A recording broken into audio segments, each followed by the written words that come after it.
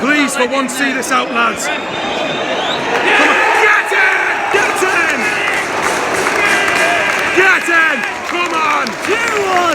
2-1! Got the score right and all. Get in! It's the hope that kills you.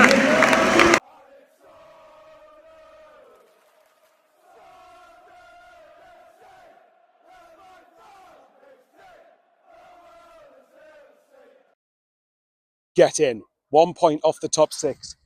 Unfortunately, however, and I'm going to mention Phoebe in particular, she's a Norwich fan who would communicate back and forth. You are getting my hopes up, and I do not like it one bit at all. I so do not like it at all.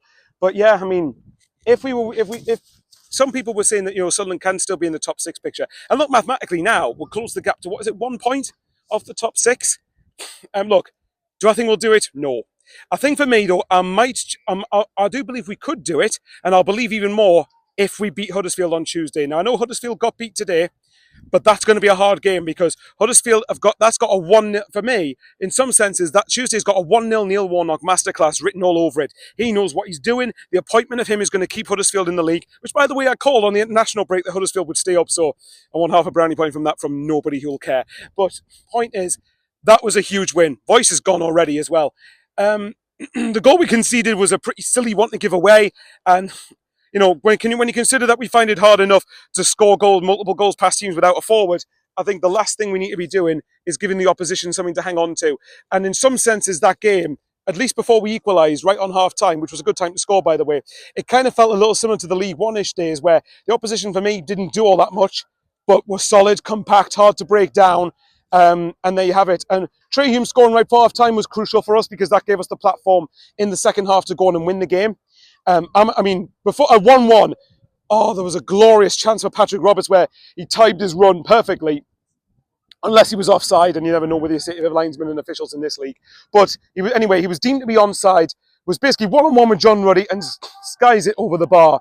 And by the way, John Ruddy's not a bad keeper, so to score 2 past him is a pretty good thing, I suppose. But yeah, I was thinking, oh God, this isn't going to be our day. But one thing I did notice, when Mowbray made a couple of changes, and I started to notice Roberts going a bit more central with Dan Neil, I think it was, we started to get more and more chances. And eventually the breakthrough came with Amad Diallo, where he skills past so many players in the penalty box and then drills a shot into the bottom left-hand corner. And Stadium Light just erupted around me. And good to see, by the way, on International Fans Day, anyone who came up, who doesn't usually come up to games, hope you had a nice trip. And to the people who, by the way, who've spoken to me and been very supportive of me, legends, every one of you, you know who you are. Still amazes me that happens, to be perfectly honest. I don't think I'm worthy of it, but I'll take it anyway. After the game, obviously, Sirkin got sent a second yellow. At first, I thought, stonewall decision, no arguments with a second yellow. I didn't even know he'd been booked in the game, which shows how much I've been paying attention. But when you look at the camera angle, for me, that shouldn't have been a second yellow for Sirkin because I think Chong gets his arm near to his head first. Now, to be fair, we can't appeal it. I think someone said we can't appeal it. So if that's the case, he's out for Huddersfield. But I think we've got the rotation. I think obviously he will be back for West Brom. So that's at least one player next Sunday who will be fresh. But there you have it. And thankfully for once, it was nice to see out a game. It was nice for once when in the last home game, the lack of experience probably did show. I think today the lack of experience wasn't an issue because we defended very manfully and I was very impressed with the way that we held Birmingham out with down to 10 men.